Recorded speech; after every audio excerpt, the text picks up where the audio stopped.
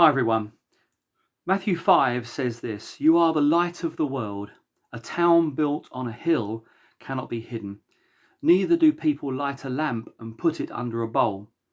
Instead, they put it on its stand, and it gives light to everyone in the house.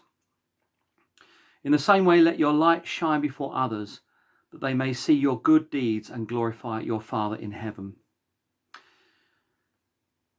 Right now, of course, during the lockdown, it's tempting to believe that how can we be visible both as a church? How can we be visible as individuals?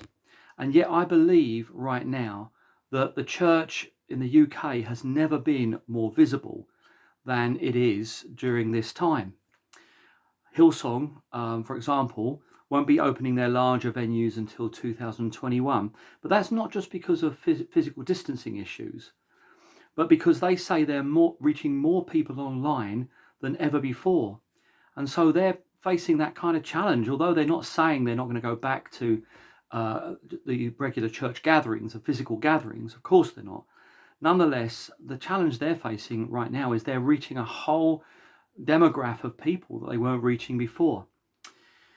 The song "The UK Blessing," which you may have heard of, has featured over people from 65 churches and was seen on YouTube more than 2 million times.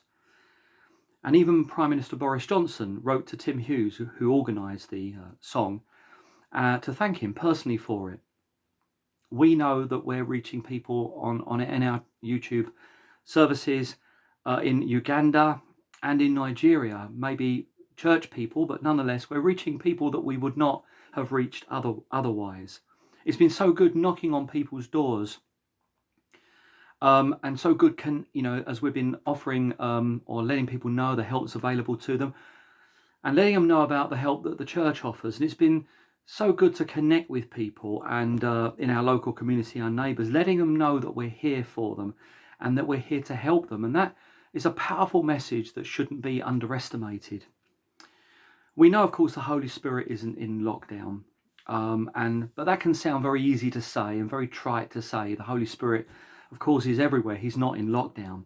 But more difficult to say is neither you or I are in lockdown. Now, I'm going to say something now that might be a bit controversial. Of course, not the first time I've said something a bit controversial. And I'm getting ready to avoid, the missiles and projectiles that are being thrown at me. But lockdown is as much a mindset as it is a physical reality. Okay, so I'll just duck the people that are going to throw things at the screen. Now, I realise I might be fortunate enough to be able to get out and about, be part of the team that's going into the community, and many people aren't so fortunate as that. Many people are not able to do that. Many people are struggling and suffering at this particular time. I understand that.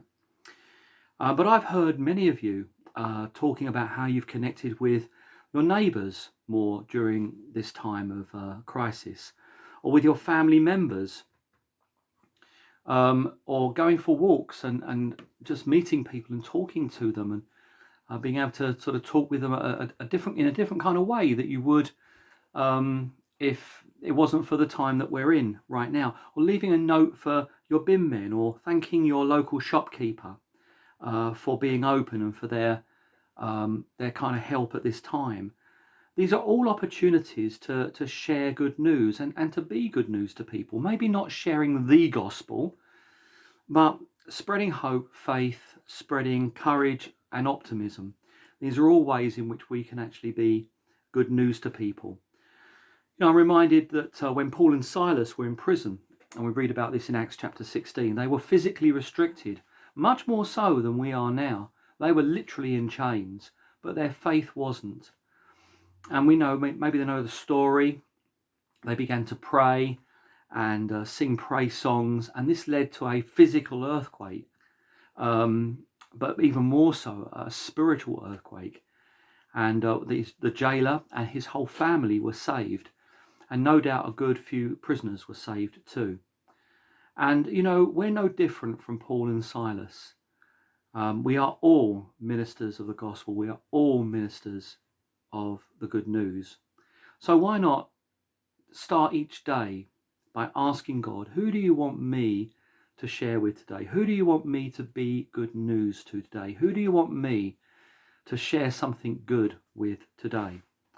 So what I'm saying is this: while we might be physically restricted or locked down, but don't let your attitude be locked down. Don't let your attitude become restricted, and don't let your spirit be restricted or become locked down. I believe if you have the faith to believe that God will use you at this time, as you begin to confess that and give that to him, he will find a way of connecting you to people, or he'll bring them to you. So remember, let your light shine before others, that they might see your good works and glorify your Father in heaven. So amen. Have a fantastic day.